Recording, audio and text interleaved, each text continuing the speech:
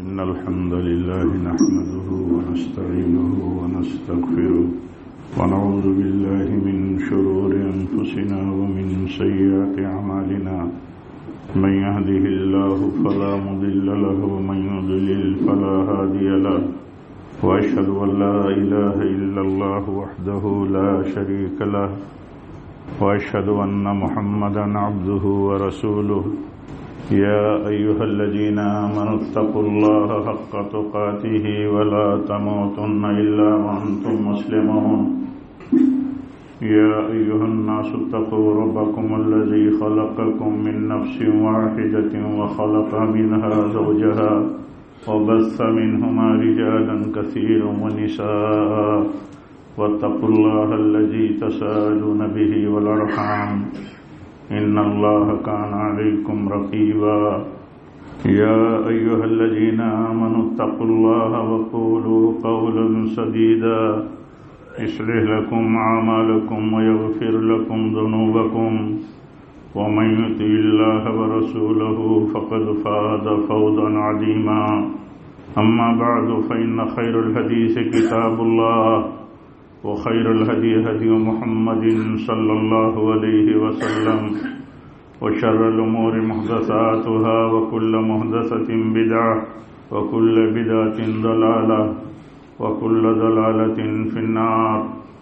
أعوذ بالله من الشيطان الرجيم. بسم الله الرحمن الرحيم. وأن هذا صراطي مستقيما فاتبعوه ولا تتبعوا السبل فتفرق بكم عن سبيله ذلكم وصاكم به لعلكم تتقون. معزز حاضرین جمعہ، بزرگوں، عزیزوں، پیارے بچوں، اللہ کے دین میں جو دین اسلام ہے، اس دین میں سب سے بڑا خیر، سب سے بڑی بھلائی توحید ہے.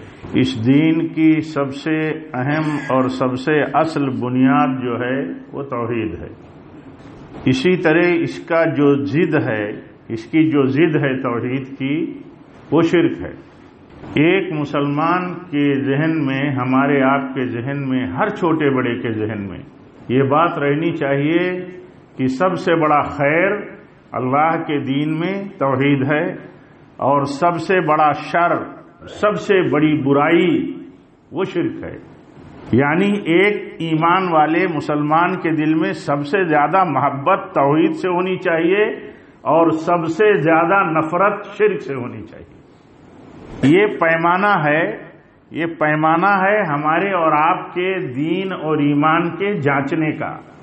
اگر ہمارے اور آپ کے دل میں سب سے زیادہ محبت توحید سے ہے اور سب سے زیادہ نفرت اور سب سے زیادہ بیزاری شرک سے ہے، تو یہ پیمانہ ہے جس سے طے ہوتا ہے کہ آدمی کا ایمان اور آدمی کا دین صحیح سالم ہے، وصول پر ہے، صحیح بنیادوں پر ہے. ہمارے دل میں توحید کی کتنی قیمت ہے، ہم اپنے گریبان میں سر ڈال کر کے دیکھیں کہ کیا دنیا میں سب سے زیادہ قیمتی چیز ہمارے دل میں توحید ہے یا اس سے زیادہ بھی قیمتی کوئی چیز ہے؟ ہماری اولاد کی قیمت ہماری توحید سے، ہماری جان کی قیمت ہماری توحید سے زیادہ نہیں ہونی چاہیے. دنیا کی ساری نعمتیں، سارے سورسز، سارے وسائل جو کچھ ہمارے پاس میسر ہیں، ان سے زیادہ قیمتی ہمارے دل میں ہمارے رب کی توحید ہونی چاہیے. آپ سورہ کہف پڑھتے ہیں، جو لوگ پڑھتے ہیں، سمجھتے ہیں یا ترجمہ وغیرہ سے سمجھا ہوگا، جو پڑھے لکھے لوگ ہیں وہ جانتے ہیں کہ خضر علیہ السلام نے ایک بچے کو قتل کر دیا تھا، مار دیا، قتل کر دیا. حضرت موسیٰ علیہ السلام ان کے پیچھے پیچھے علم حاصل کرنے کے لیے لگے ہوئے تھے. تو لمبا واقعہ ہے، قصہ ہے پورا. تو انہوں نے بتایا، کہا کہ میں نے اسے اس لیے قتل کر دیا، یہ حکم تھا اللہ کا کہ اسے قتل کر دو، کیونکہ یہ بچہ بڑا ہو کر کے اپنے ماں باپ کے ایمان کے لیے خطرہ بننے والا تھا. یعنی اولاد بھی ایمان کے مقابل میں ہیچ ہے. ایمان کی حفاظت ضروری ہے، اولاد کی حفاظت ہو نہ ہو، بلکہ ایمان کی حفاظت کے لیے اگر اولاد سے آدمی محروم ہو جائے تو یہ معمولی چیز ہے، کیونکہ ایمان بچ گیا اس کا۔ تو ایمان بہت بڑی قیمت ہے، توحید بہت بڑی قیمت ہے۔ جب آدمی کسی نعمت کی قدر کرتا ہے تو اس کی حفاظت کرتا ہے، جب کسی چیز کو سب سے بڑی نعمت سمجھتا ہے تو اس کی حفاظت کی تدبیریں بھی اسی پیمانے پر کرتا ہے۔ سب سے بڑی نعمت جب ہمارے نزدیک ہماری نظر میں کوئی چیز ہوگی تو دیکھیے اس کی فکر بھی ہم اسی لیول پر کرتے ہیں، اسی لیول پر ہم فکر کریں گے کہ اس نعمت کی حفاظت ہم کیسے کر سکیں۔ اور شرک ایسے ہی ہے، توحید کی ضد جو ہے شرک ہے۔ ایک مسلمان کو فسق دیکھ کر کے، چوری دیکھ کر کے، زنا دیکھ کر کے، قتل دیکھ کر کے، فساد زمین پر دیکھ کر کے بے چینی ہوگی۔ کوئی بھی گناہ دیکھے گا تو بے چینی ہوگی، مومن ہے تو بے چینی اس کو ہوگی۔ اپنے سے کوئی گناہ سرزد ہو گیا تو بے چین ہو جائے گا۔ لیکن شرک ایسا گناہ ہے، سب سے زیادہ بے چینی اس کو شرک سے ہونی چاہیے، سب سے زیادہ بے چینی۔ یہ سب چیزیں طے کرتی ہیں کہ آدمی کی زندگی میں، ہماری اور آپ کی زندگی میں دین کی ترتیبات کیا ہیں۔ روئے زمین پہ بہت سارے کرائم پائے جاتے ہیں، بہت سارے جرائم۔ کبھی ہم یہ سوچتے ہیں کہ سب سے بڑا پاپ اس روئے زمین پر اس اللہ کے ساتھ ساجھیداری یا اس اللہ کے ساتھ کسی کو ساجھیدار اور پارٹنر بنا دینا ہے، جس کی ساجھیداری میں، جس کی اس دنیا اور جہان کے بنانے میں کوئی ساجھیدار نہیں، بلکہ ایسے لوگوں کو ساجھیدار بنا دیا جنہوں نے اس دنیا میں اللہ کی کائنات اور مخلوقات میں ایک مکھی بھی پیدا نہیں کی، ایک مکھی بھی نہیں۔ اور آپ بتائیے، دنیا میں اسے ہم نہیں گوارا کر سکتے ہیں، ہمارے مال کا کوئی ساجھیدار بتا دیا جائے کہ فلاں بھی آپ کے مال میں ساجھیدار ہے اور اس کا کوئی تعلق نہیں تو آدمی بفر جائے گا۔ جس کا ہمارے مال، ہماری پراپرٹی میں کوئی ادنا حصے داری نہیں، اس کو ایک آدمی کہتا ہے اس کے بارے میں کہ وہ بھی تو حصے دار ہے۔ اس اللہ کی کائنات میں، اس جہانوں میں، یہ جو جہان ہے جو ہم دیکھتے ہیں یا جو نہیں دیکھتے، ان میں کوئی اللہ تعالیٰ کی ان کی خلقت میں، ان کے نظام کی ملکیت میں اور اس نظام کے چلانے میں کوئی ساجھیدار نہیں۔ کسی نفع و نقصان کا کسی کے حق میں، کسی کے ہاتھ میں کوئی اختیار نہیں، اور ہم اسے اختیار دے دیں تو یہ پاپ اس روئے زمین کا سب سے بڑا پاپ ہے۔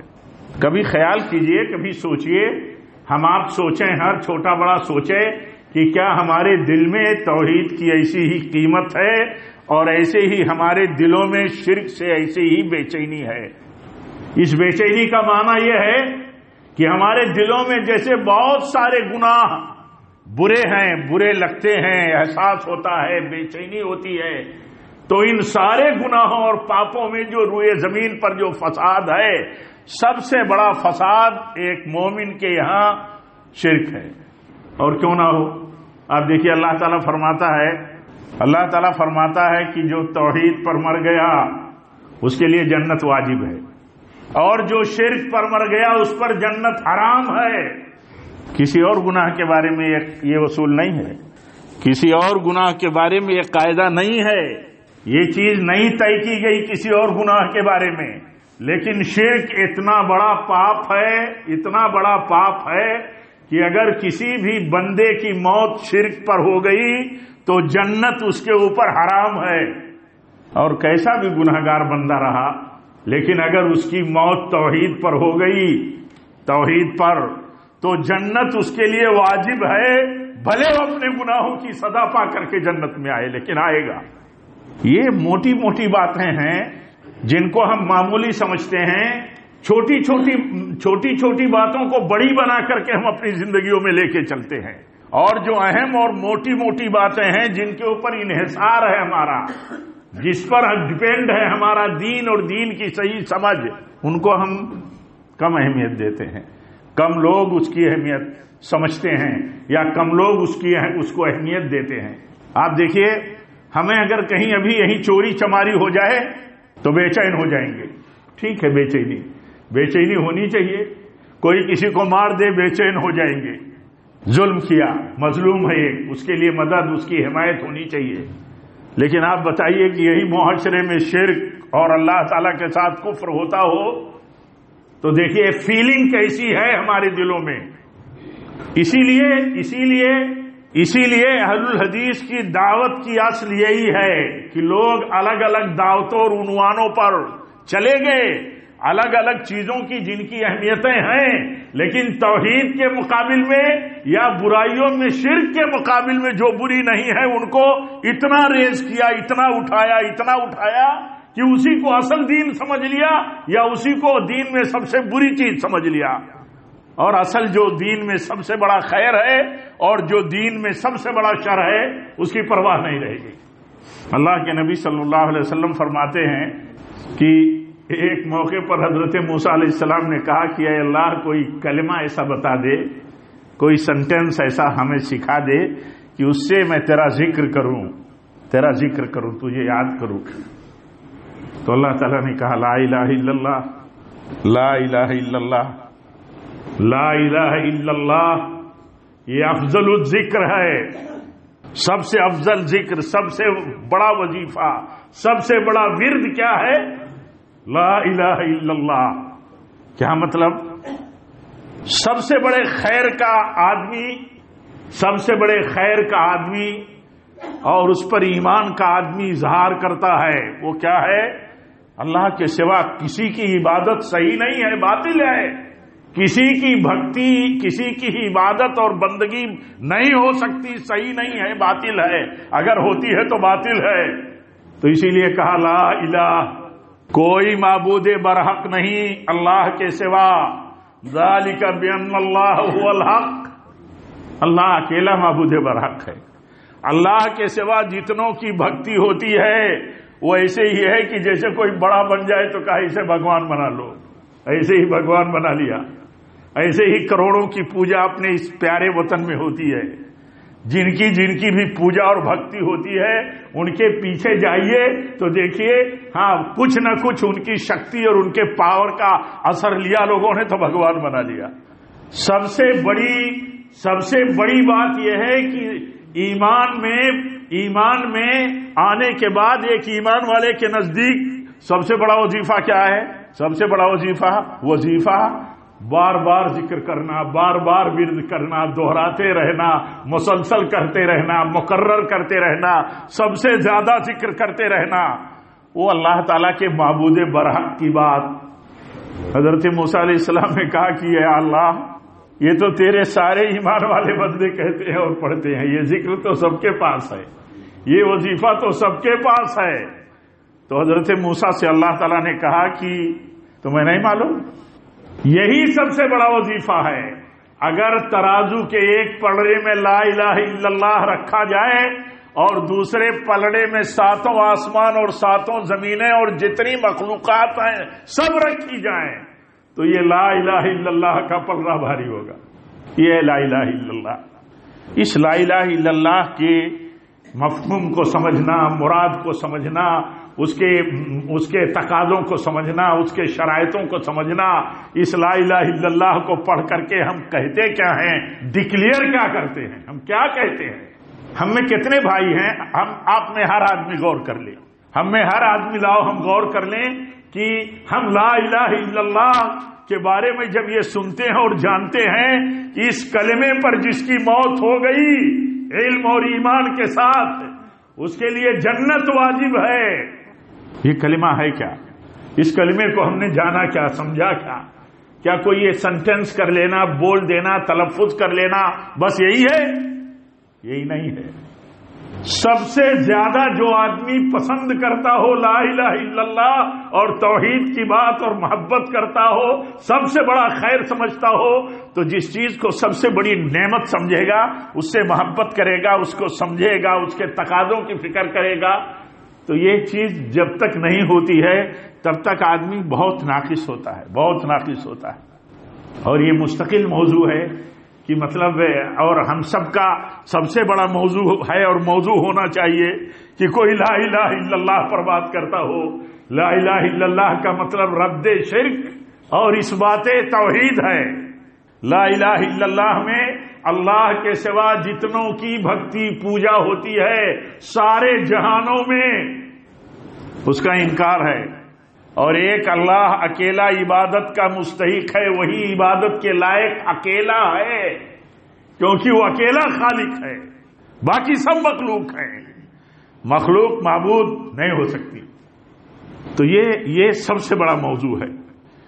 کیسے لوگ بہکاتے ہیں کہ یہ تو توحید کی بات کرتے ہیں، توحید کی بات ہی اگر ہو اور اس پر بندے کی نجات ہو جائے تو دنیا کی ساری باتوں سے بہتر ہے، جن پر نجات ڈیپینڈ نہیں ہے، جن پر نجات منحصر نہیں ہے۔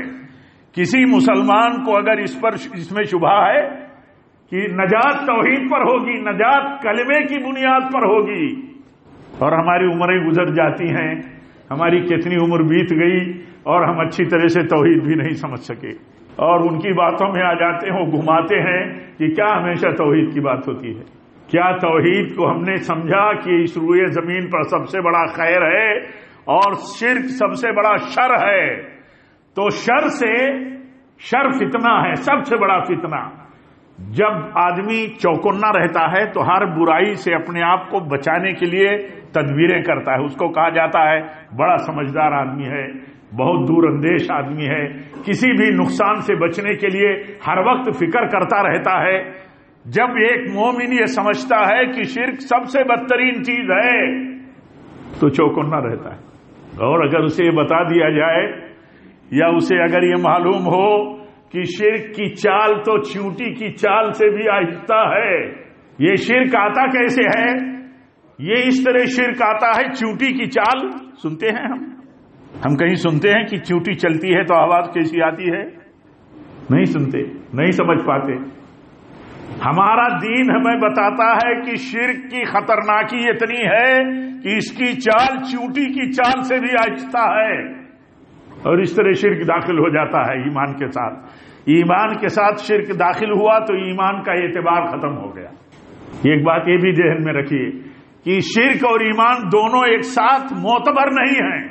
ایک بندہ اللہ تعالیٰ کے لیے سجدہ کرتا ہو اور جا کر کے قبر پر بھی سجدہ کرتا ہو، اللہ کے لیے سجدہ کرتا ہو اور اپنے طور پر اپنے ولی بزرگ یا کسی ولی بزرگ کا زندہ مردہ کسی کا بھی سجدہ کرتا ہو، تو یہ سجدہ جو اللہ کے لیے کرتا ہے اس کو کہا جاتا ہے یہ معتبر نہیں ہے، اس کا ایمان معتبر نہیں ہے۔ اس کو سمجھنے کے لیے ایسے ہی سمجھ سکتے ہیں، سورۃ الکافرون دیکھیے، اس میں اللہ تعالیٰ کہتا ہے، فرماتا ہے اپنے نبی سے، قل یا ایھا الکافرون لا اعبد ما تعبدون۔ آپ کہیے مکہ کے مشرکین سے، کفار سے، کہ میں جس کی عبادت کرتا ہوں تم اس کی عبادت نہیں کر سکتے، تمہاری عبادت معتبر نہیں ہے، یہ مانا ہے۔ کیا وہ اللہ کی عبادت نہیں کرتے تھے؟ آپ پڑھیے مشرکین نے مکہ کے حالات، واقعات قرآن میں، سیرت میں۔ وہ تو کعبہ اللہ کا گھر ہے، کعبہ کا طواف ایک بہت بڑی عبادت ہے، کعبہ کا طواف کرتے تھے تو کعبہ کا احترام اور کعبہ کی حرمت اور عزت ان کی نظر میں اتنی تھی، کہتے تھے کعبہ اللہ کے گھر کا طواف کرنا ہے تو جن کپڑوں کو پہن کر کے ہم گناہ کر بیٹھتے ہیں ان کپڑوں کو پہن کر کے اس مبارک اللہ کے گھر کا طواف بھی نہیں کر سکتے۔ اتنا احترام کرتے تھے، حج کرتے تھے، تلبیہ پکارتے تھے، لبیک اللہم لبیک۔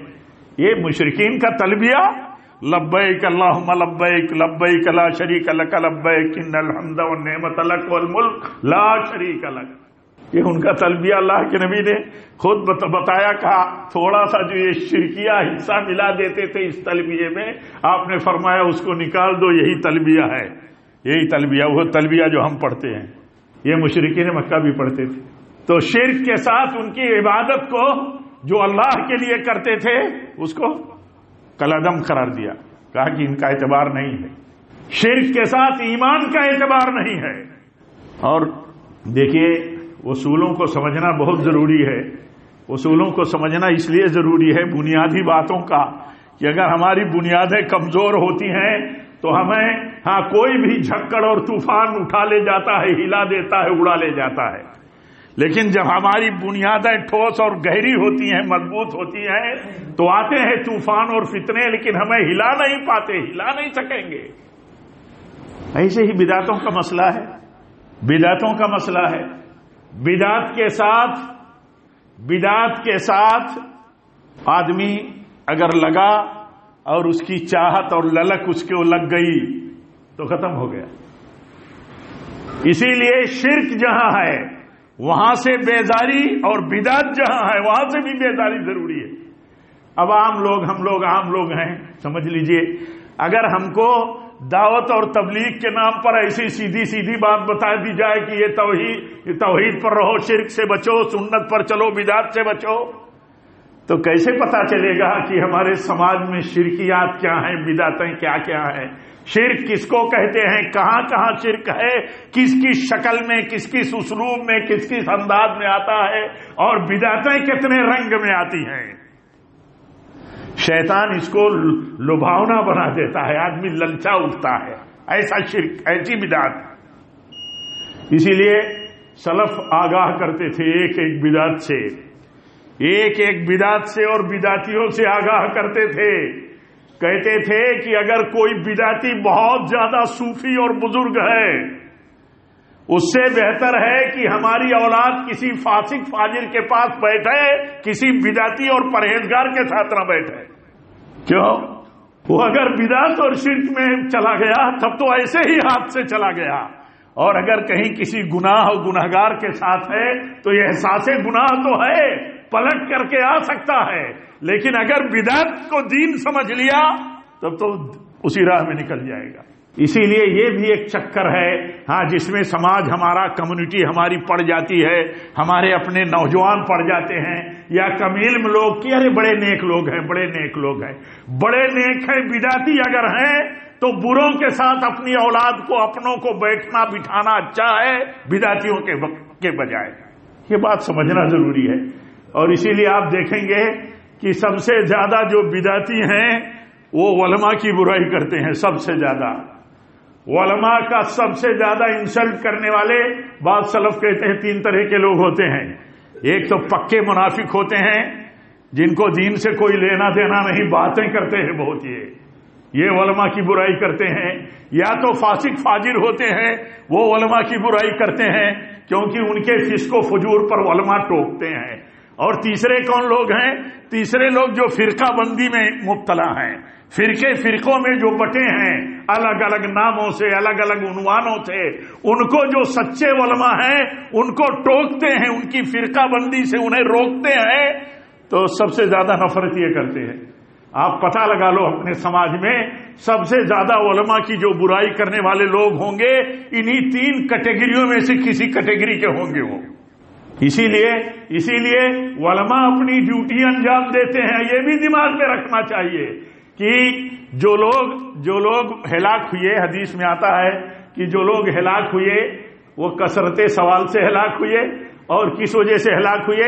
اپنے نبیوں کی مخالفت کی وجہ سے ہلاک ہوئے.